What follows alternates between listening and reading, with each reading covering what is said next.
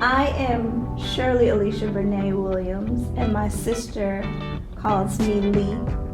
Yeah, I'm Erica. Everyone calls me Lee. Erica Spell. Erica Spell. Erica Spell.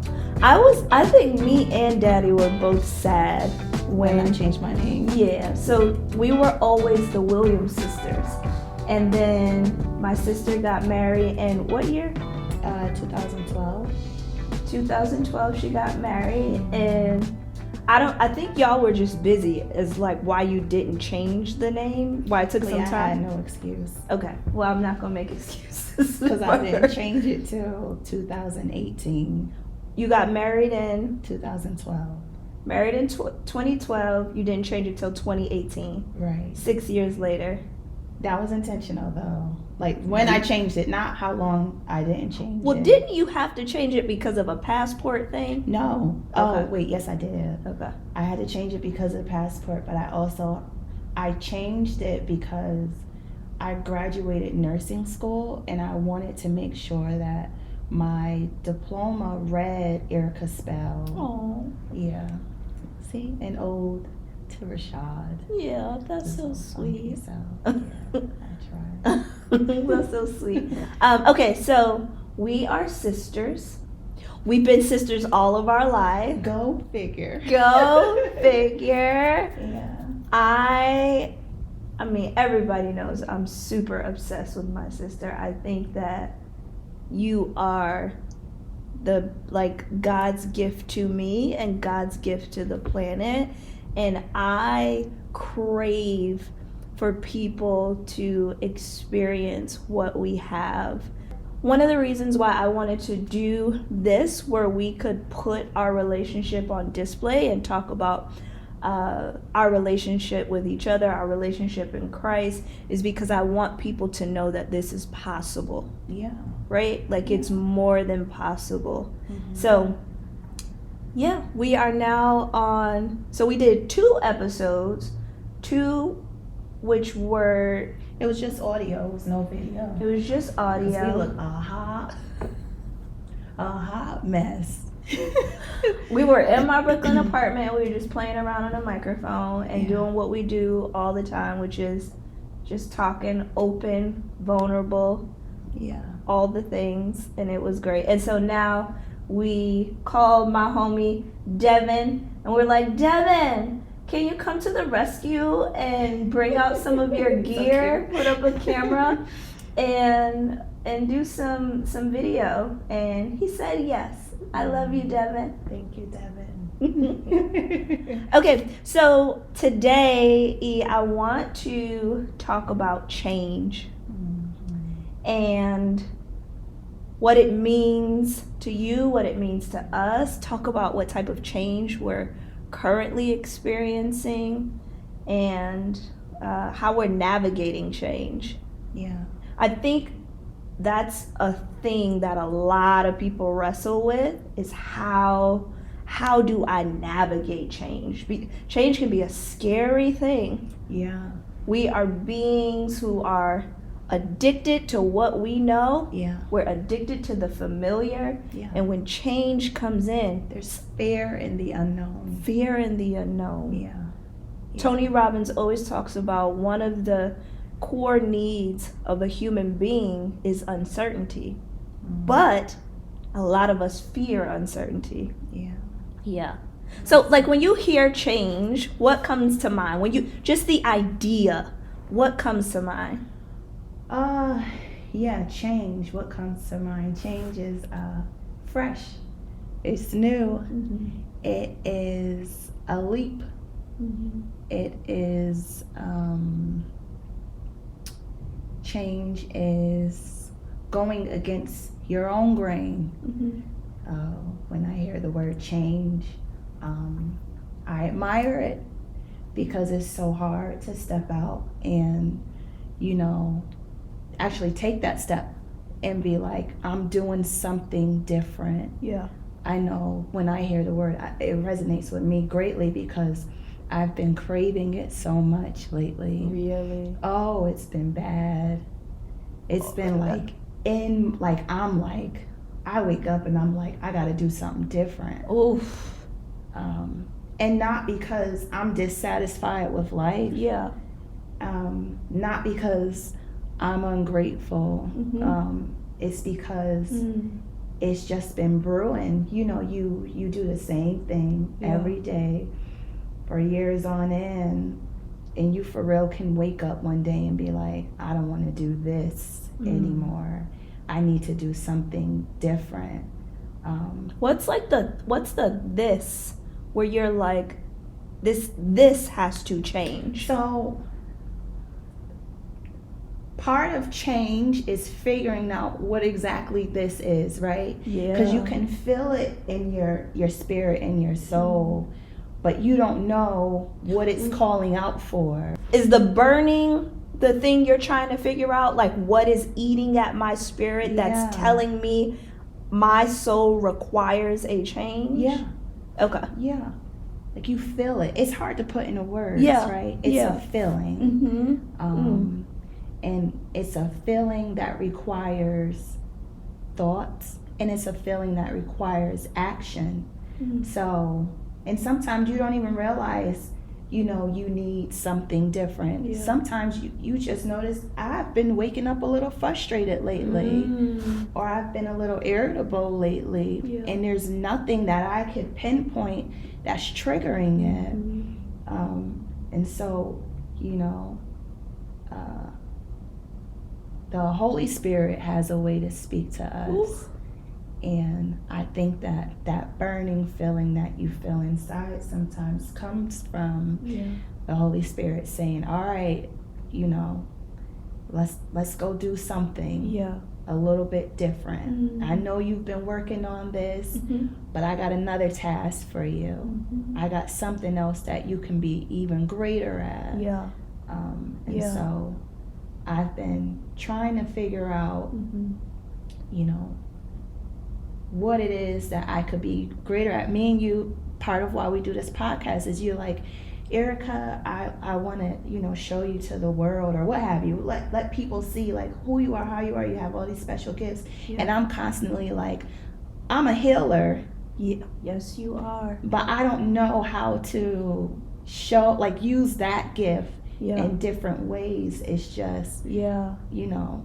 So is it maybe that it almost feels like a grievance, like an internal grievance that's occurring? Because I'm experiencing the same thing right now, where God's Spirit is communicating to you, the healer, it's time for more. And in that, change is required. Absolutely. I feel like for me, literally having the same thing. Me and you talked about how tomorrow we're going to fast and pray because we know that we need intercession around things that are happening within our family dynamic. But for me, I have been also waking up, like toiling sometimes in the middle of the night and waking up in high levels of frustration around like me not being my word, not keeping my word to myself. Like, so I'm on another side where I'm very clear on what God is calling me to do, the greater things that he's calling me to do. And I know in order for me to hit that mark, consistency is needed of me. Different habits are needed. And I'm clear on what those things are. And it's like, there is something in me that just keeps kicking against the pricks and being resistant, and like the spirit is willing but the flesh is weak, right? Like I'm hungry to do it, but it's like I'm in my way. I'll do it 3 days out the week and then take a break on the 4th, right? And it's so for me, there's a lot of sometimes it feels like animosity towards myself. And I work through this with my therapist in not doing the guilt trip and beating myself up and giving myself grace, right, as God does towards me. But for me, when I think about change, there's so many things. It's very ambivalent when I think about it, right? I have so many emotions towards it. It's exciting, it's fun, it's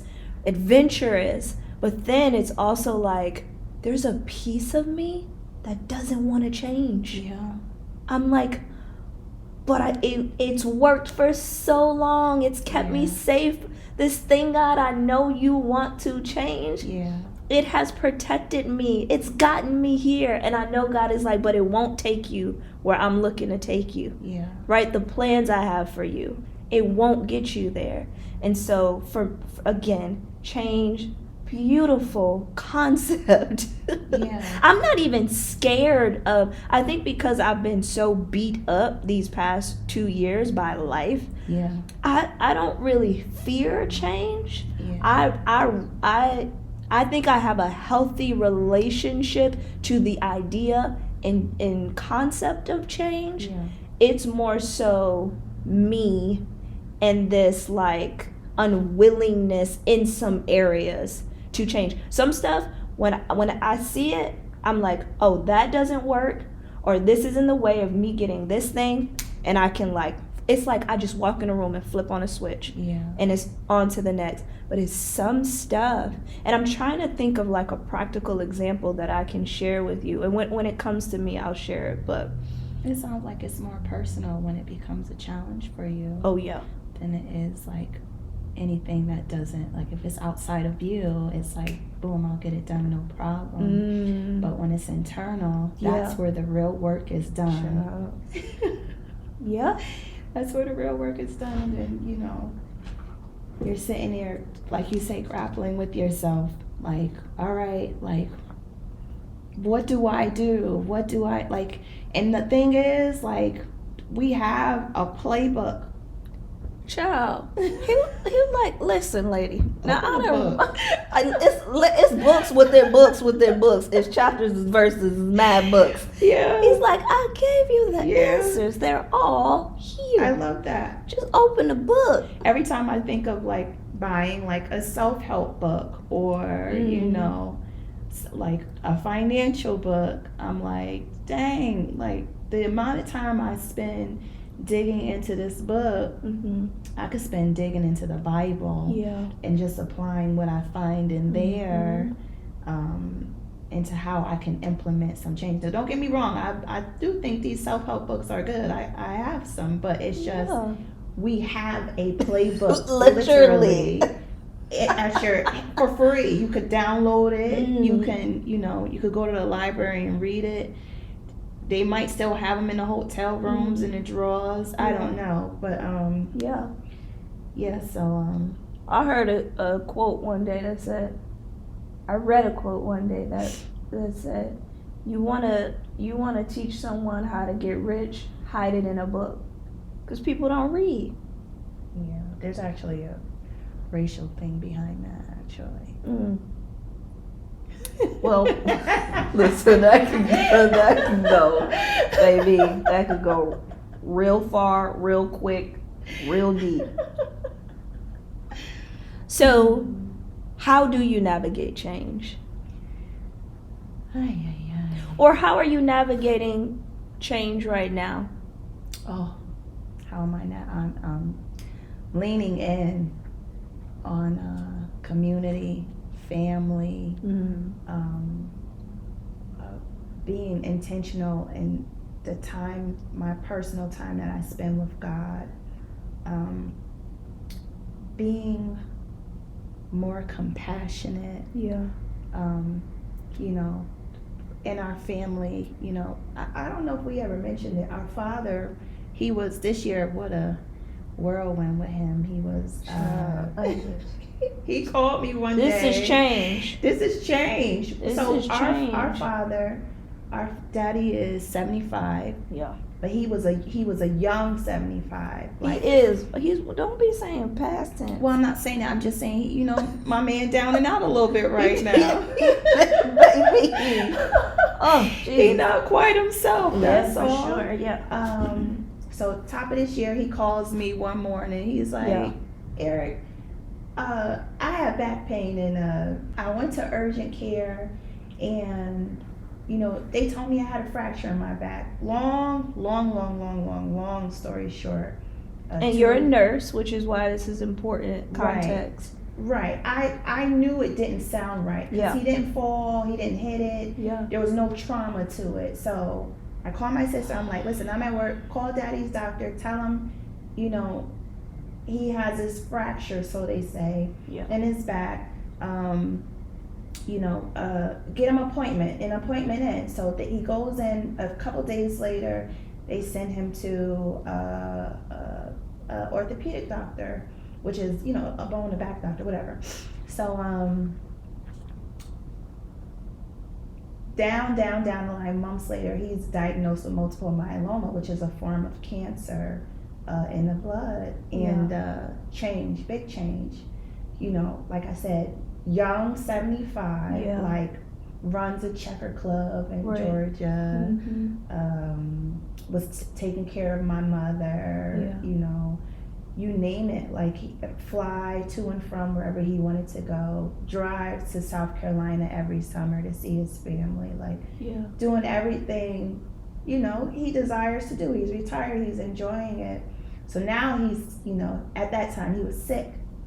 This was months ago. He was diagnosed back in April. We got an official diagnosis in April, so now we're in November. But I think, can I add some more content to your story, which is really important, is because we have been going through, it feels almost like we're in a twilight zone. I feel like it's with our family. We woke up and our entire lives were different. We had a mother who 2 years to this month was diagnosed with a brain injury. Instantly, our lives changed. And then a year after that, our father is diagnosed with multiple myeloma. Instantly, our lives have been changed again. And within that, it was really, it was horrific. It was hard. It was awful. His back, he had all these fractures in his back from an accident that happened at our brother's wedding. And it was like this compound effect of just hardship on top of hardship on top of hardship. That has really shaped my perspective around change, because if it's one thing I know for certain and for sure now, is that I control nothing. And whatever God will, it will be done. Best I can do is stay anchored in truth, so that not if it comes, when it comes, whatever it may be, it does not blow me off and knock me off my feet. Because those experiences back to back, it was like we couldn't even catch our breath, because it wasn't just a diagnosis, it was the impact of the diagnosis. Well, it was leading up to the diagnosis, because it was so much stuff. It was so much. It was every day there was a change, and hard change. Hard change, mental change, emotional change, physical change, right? I'm in New York. Thanks be to God, I am a single person and only responsible for myself. So me and you were able, this is why, again, God took you and made you a gift in so many ways, because we got to be in partnership around how we handle these constant influx of change, right? So I could hop up at any point and go down there and stay for a week or two to Atlanta, where our parents were. You are a little bit more restricted, a lot more restricted. You have 3 children, you have a husband, right? So I love what you said about in the way that you're navigating change is leaning into community, leaning into family, one of the reasons why that's so important is because when change comes, Yeah. and it's a hard change, we have each other to support, right?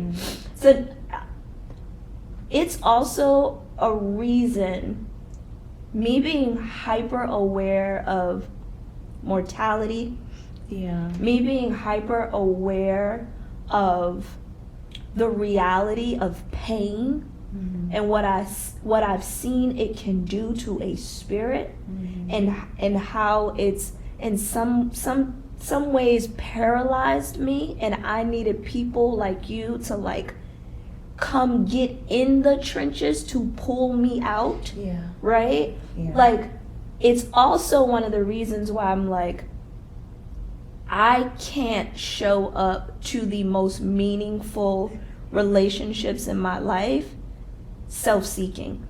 Right. I have to show up to the most meaningful relationships in my life looking to serve, looking to give, looking to be a good partner, looking to be a good sister, because of course it's the right thing to do. It's a good thing to do. Right. But baby, when life happens, I need you and my best friends and my sisters, Yeah. who aren't blood sisters, but they're my sisters, to come running and not be thinking about, oh, Lee is difficult. Oh, Lee is a hard person to have to work with. Oh, Lee she wasn't there for me. Nah, so y'all are investments. Yeah. Y'all, I'm planting seeds every chance I get. Cause first of all, I want to see y'all grow and the harvest be great. Yeah. But the day will come. Yeah. Right? But I agree too, in terms of navigation, leaning into sisterhood, leaning into community. Yeah. And being accepting, change, it doesn't just affect the person who's working on themselves and wanting to implement this change, whatever it may be. It affects those that are around them, because some things that they used to tolerate, they may not tolerate anymore. Or some things they may have been willing to do, they don't want to engage in anymore. Yeah. And you lose people sometimes when you start to change. Yeah.